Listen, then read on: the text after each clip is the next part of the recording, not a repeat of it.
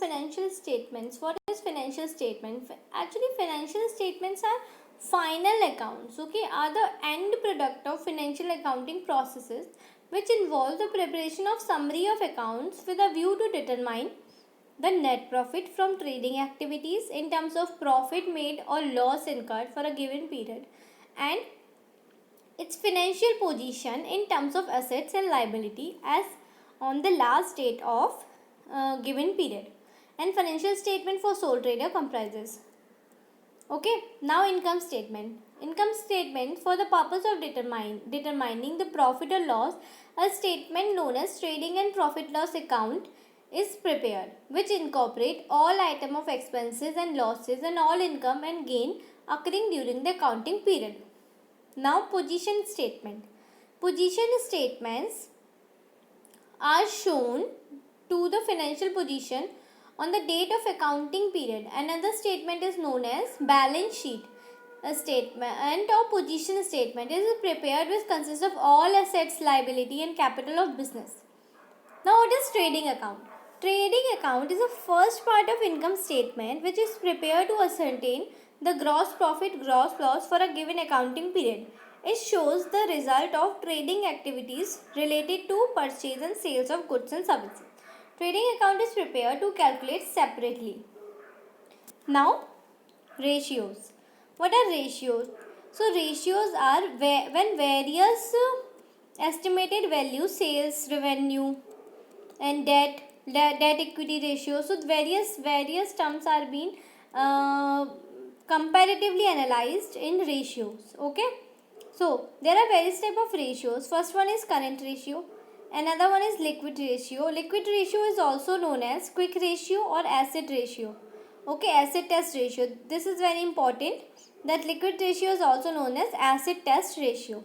Okay, then debt equity ratio, capital gearing ratio, debt ratio, proprietary ratio. Proprietary ratio is very important one. Okay, interest coverage ratio, debt service coverage ratio, dividend coverage ratio, gross profit ratio, net profit ratio, return on investment ratio, return on asset ratio, return on net worth, earning per share, price earning ratio, PE ratio. Okay. Now dividend payout ratio, dividend yield ratio, stock turnover ratio, debtors turnover ratio, creditor payable turnover ratio, working capital turnover ratio, fixed asset turnover ratio, total assets turnover ratio, operating ratios. So we will discuss each ratio one by one. Now, what is current ratio? Current ratio is current assets upon current liability. The ideal current ratio is taken as 2:1. When assets are double of the quantity of liability, then the current ratio is ideal one. Okay. Then liquid ratio. Liquid ratio or quick ratio or acid test ratio. Okay. So the ideal liquid ratio is 1:1. Liquid assets should be included in cash in hand, cash at bank, sundry debtors, excluding bad debts, reliable marketable security, prepaid expenses. Stocks are not taken as liquid assets. Okay. Now, debt equity ratio. The debt equity ratio is used to ascertain the soundness of long-term financial policies of business. Now, capital gearing ratio. This is very important ratio. Gearing should be kept in such a way that the company is able to maintain a steady rate of dividend. High gearing ratio is not good for a new company or a company for which future earnings are uncertain. Now, debt ratio. What is debt ratio? The ratio refers to the ratio of long-term debt to the total external and internal funds. Okay. Capital employed or net assets. It is computed as debt ratio is equal to long-term debt upon capital employed or net assets. Now, proprietary ratio. What is proprietary ratio? It is expressed the relationship between net worth and total assets. A high proprietary ratio is indicative of a strong financial position of business, and the higher the ratio, the better it would be. Now interest coverage ratio. The interest coverage ratio shows how many times the interest charge are covered by funds that is available for payment of interest. Debt service coverage ratio or DSCR. This is very important ratio in terms of banks. For banks, okay, banks evaluate a credit proposal. Each bank has a benchmark DSCR below which they will not grant loan to company. Okay, DSCR is equal to net operating income divided by total debt service covered both interest and installment. Then dividend cover. This ratio indicates the number of times the dividend is covered by net profit. This highlights the amount retained by company for financing its future operation. Then gross profit ratio. The ratio measures the gross profit margin. Then net profit ratio, the profit that measures the efficiency of operation of a company. Then return on investment, this ratio shows how a company is earning on its investment, capital employed. And then return on assets, the profitability of firm is measured by establishing the relation of net profit with the total assets of a organization. This ratio indicates the efficiency of utilization of assets in generating revenue. Then return on net worth. This calculated as earning per share. This ratio is calculated to judge overall profitability of organization. The ratio measures profit available for equity shareholders. Then PE ratio, price earning ratio. This ratio measures number of times the earning of latest year at which the share price of a company is quoted. PE ratio is barometer of market sentiment. A high PE ratio reflects high earning potential. Low PE ratio reflects lower earning potential. Dividend payout ratio. This ratio expresses the relation between what is available as earning per share and what is actually paid in form of dividend out of available earnings. Higher payout ratio means lower retention and plugging back of profit. Now dividend yield ratio. This ratio reflects the percentage yield that an investor received on his investment at current market price of shares. This measures is useful for investors who are interested in yield per share rather than capital appreciation. Now stock turnover ratio. This ratio measures how many times a company inventory has been sold during the year. If inventory turnover ratio is low, it means either the inventory is growing or the sales are dropping. Now debtors turnover ratio. This measures whether the resources tied up in debtors is reasonable or whether the company has been efficient in covering debtors into cash. Higher the ratio, better the position. Account receivable includes debtors and bill receivables. Creditors and payable turnover ratio, it implies the speed with which the payments are made to trade creditors. Now, working capital turnover ratio. This ratio indicates the extent of working capital turnover in achieving sales of firm. Then fixed asset turnover ratio. This ratio indicates number of times fixed assets are being turned over a year. Then total assets turnover ratio. This ratio includes the number of times total assets are being turned over in a year. Then operating ratio. This ratio measures the operating cost as a percentage of sales. The formula for operating cost is material cost plus labor cost plus factory overheads plus office and selling expenses. Okay. Now what is fund flow statement? Okay. So fund flow statement, as a word indicate, fund flows refers to the change in fund or change in working capital by business transactions. Okay. The flow of fund statements is known as fund flow statements. Okay, there is always a flow of funds, change in working capital by these business transactions. Okay, which includes increase the current assets but do not bring any increase in current liability, or decrease in current assets but do not bring decrease in current liability. Hence, difference between two current assets, current liability is called working capital. Now, cash flow statement. Cash flow statement is a statement of change in cash position between the beginning and the end of financial period. It is statement which summarizes the source of cash from which cash payment shades during a particular period of time, say a month or year. Now what is due point analysis? Due point analysis is extended examination of return on equity of a company. Okay. So this analysis was developed by DuPont Corporation in year 1920. Okay, in simply words, it breaks down the ROE to analyze corporate uh, how corporate can increase the return for their shareholders. The company can increase in return on equity if it's generate high net profit margin, effective uses assets so as to generate more rates, and has to high financial leverage. Okay, so yeah, in cash flow statement there are three methods to calculate cash flow. First one is direct method, indirect method. Okay, these are the basic two one. Okay, so and the fund flow versus cash flow. Fund flow, there is a comparison between fund flow and cash flow.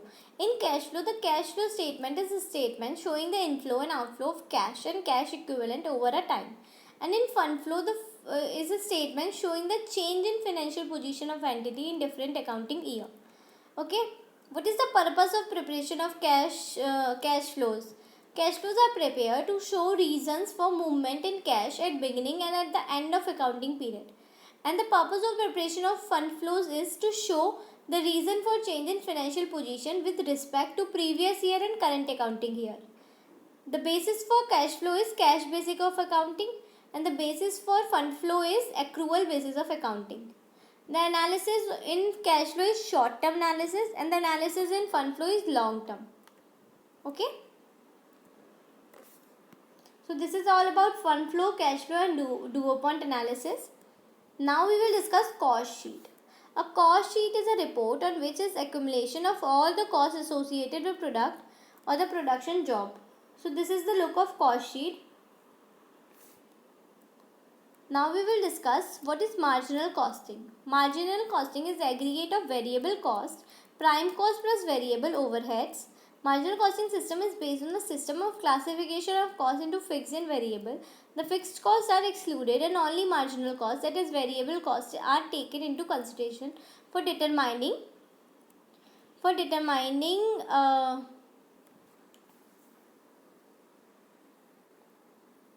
the cost of production and the inventory of work in progress and completed product. Okay.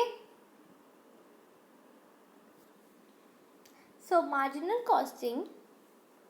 In marginal costing, there is another concept in marginal costing. This is absorption costing.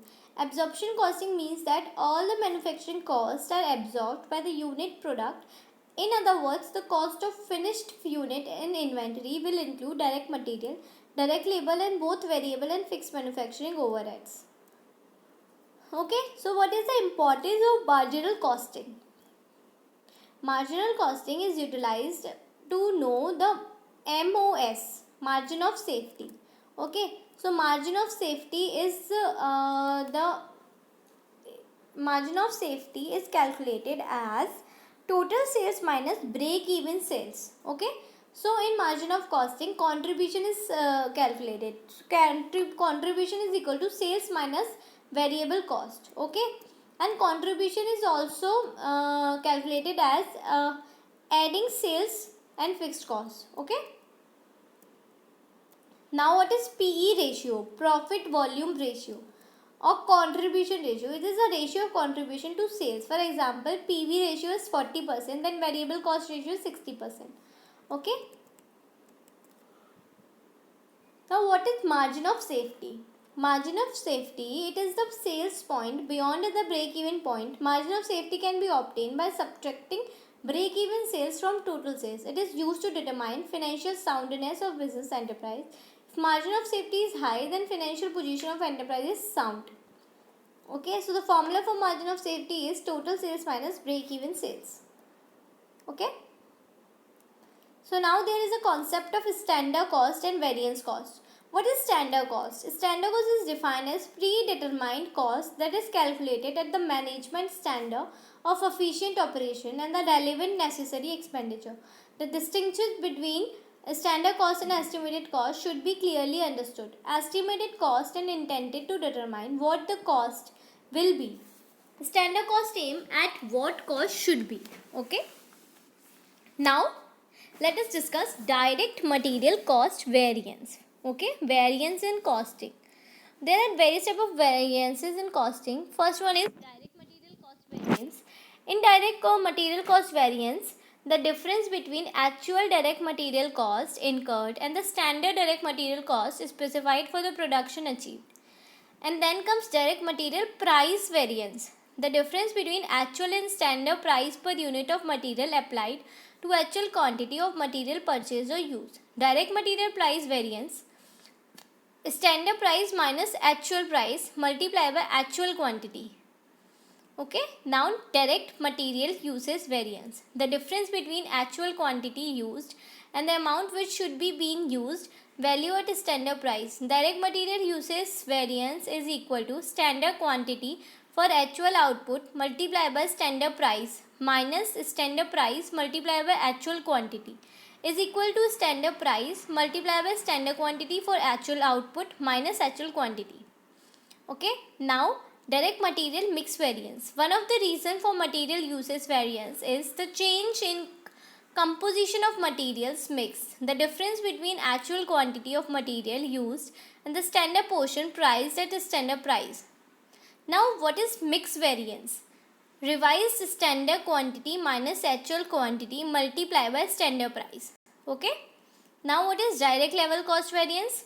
So direct level cost variance, also known as term direct wage variance. It is difference between actual direct wages incurred and standard direct wages specified for activity. Okay. Now idle time variance. This variance, which form a portion of wages efficiency variance in represented by standard cost of actual hours for which the workers remain idle. Now what is financial management? Capital structure, budget, budgetary control and leverage. First we will discuss what is budget. Literally the meaning of word budget is a statement of income and expenditure of a certain period. Okay, in principle the meaning is same in context of business. Okay, so there are various kind of budgets. First one is master budget. Master budget is a budget prepared to cover all the function of a business organization. And then fixed and rigid budget, when the budget are prepared for the fixed and standard volume of activities. And then flexible budgets. The flexible budget is a budget that is prepared for different level of activities, capacity, utilization and volume. Okay. So this is all about budget and budgetary control. Now let us discuss what is capital structure. First of all, we will discuss what is financial management. Financial management is managerial activity which is concerned with planning, controlling of firms' financial resources. Okay, this is all about financial management.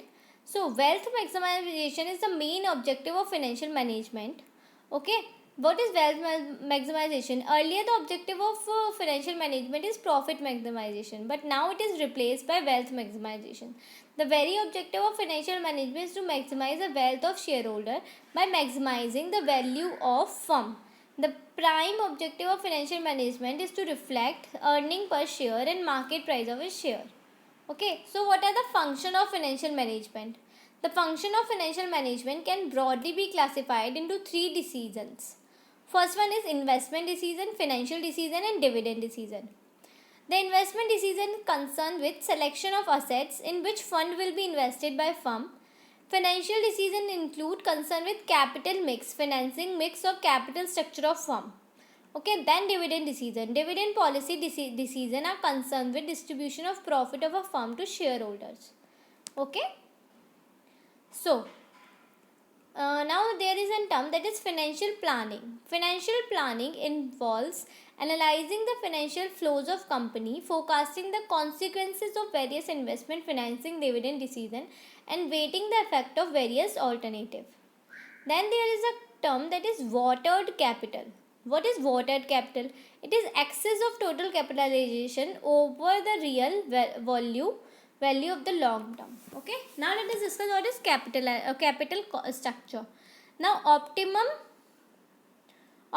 capital structure.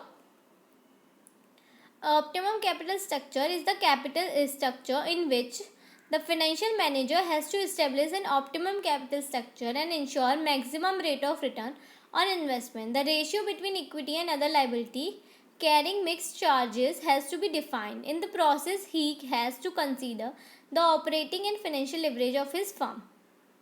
Okay, now there is a term that is bond.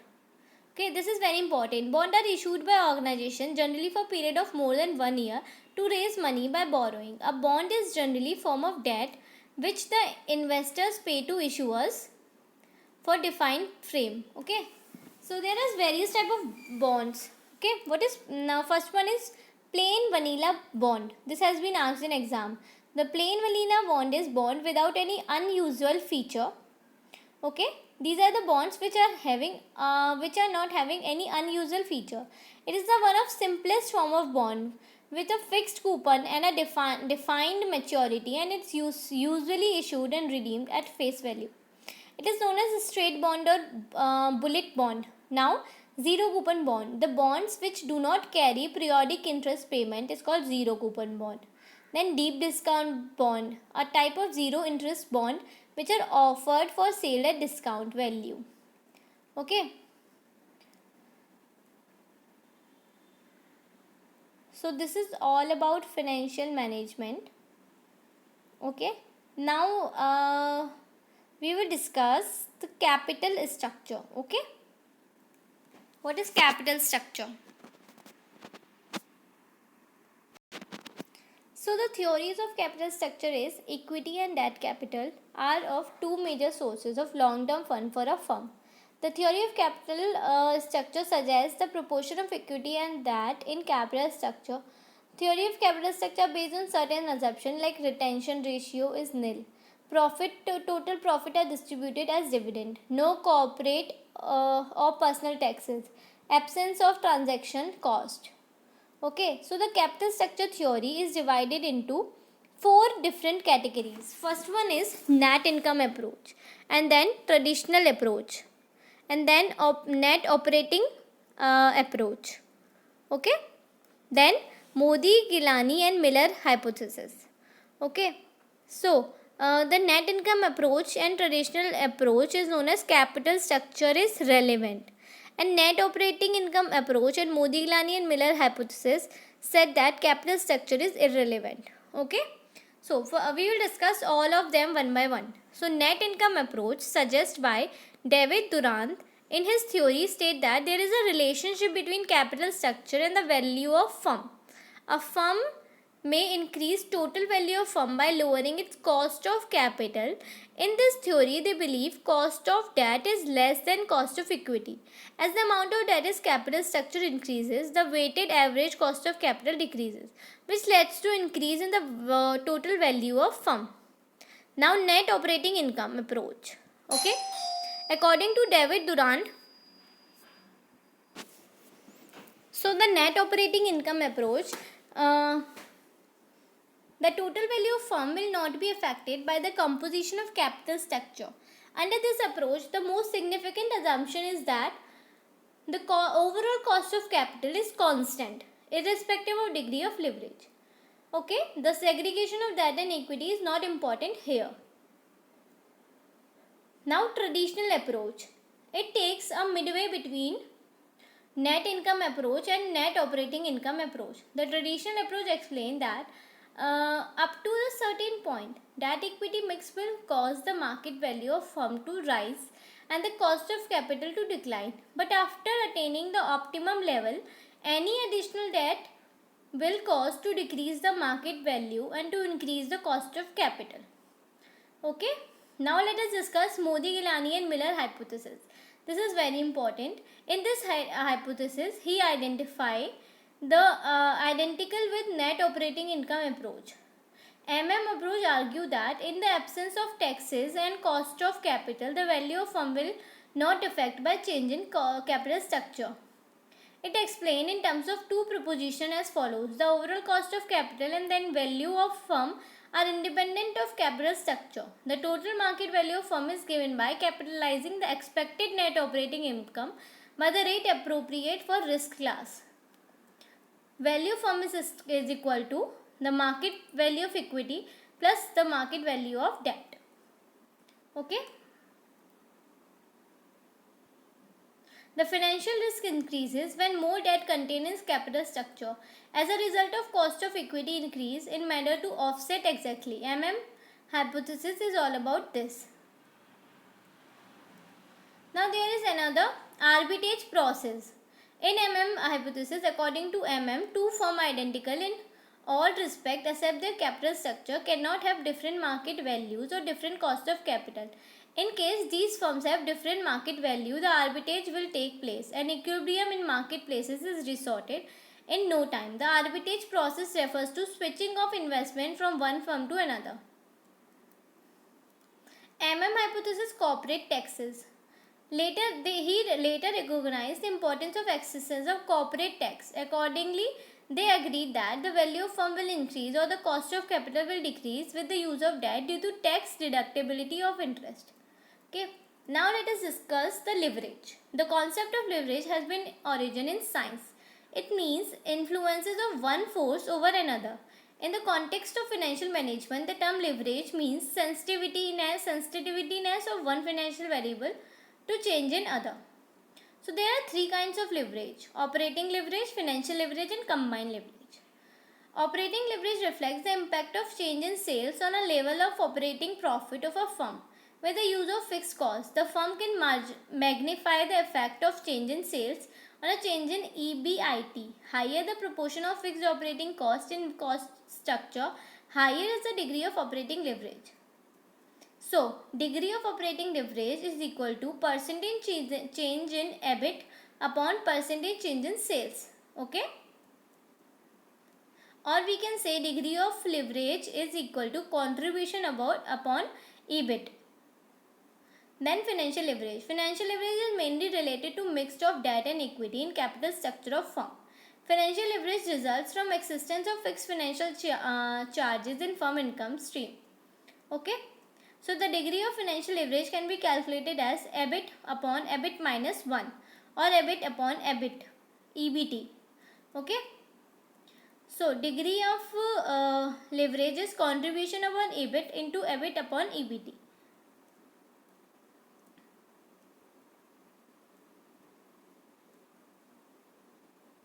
And combined leverage is equal to the when operating leverage multiplied by financial leverage, then this is known as operating leverage.